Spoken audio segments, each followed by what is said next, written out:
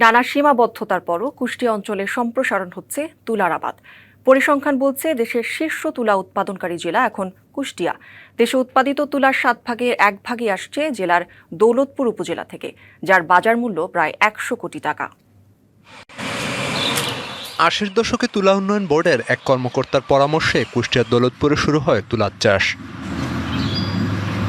ভালো ফলন ও চড়া দাম পাওয়ায় এ অঞ্চলে দ্রুত বৃদ্ধি পায় তুলার আবাদ।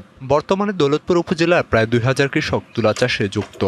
অন্য ফসলের থেকে মোটামুটি আর কি ভালো অর্থকরী ফসল হিসাবে আর কি সরকার আগে প্রণোদনা দিত না, এখন এই 2 বছর থেকে আর কি দিচ্ছে। লস হওয়ার সম্ভাবনা একেবারেই নাই, কারণ যদি বৃষ্টিও সহ্য করে, রৌদ্র সহ্য করে, শীত সহ্য করে, এই তুলার আবাদটা প্রত্যেকটা জিনিস প্রত্যেকটা আবহাওয়ার সাথে অ্যাডজাস্ট হয়।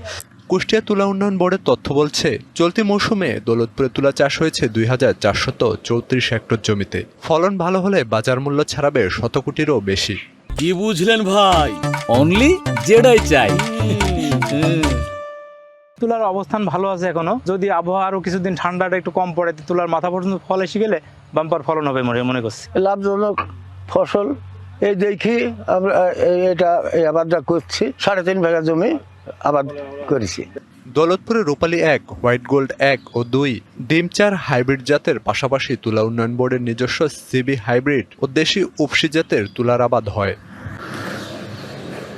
তুলা চাষে কৃষকদের সব ধরনের সহযোগিতা দিচ্ছে তুলা উন্নয়ন বোর্ড। আমরা প্রধানত তাদের প্রযুক্তি পরামর্শ দিয়ে থাকি, একদম লাগানো থেকে বিক্রি পর্যন্ত যত প্রকার সহায়তা চাষির আছে আমরা সর্বাত্মক চেষ্টা করি। এই পরিকল্পনা নিয়ে আমরা চাষিদের পাশে আমরা দাঁড়াতে চাই এবং থাকতে চাই। তুলা চাষিকে আমরা ধরে রাখতে চাই।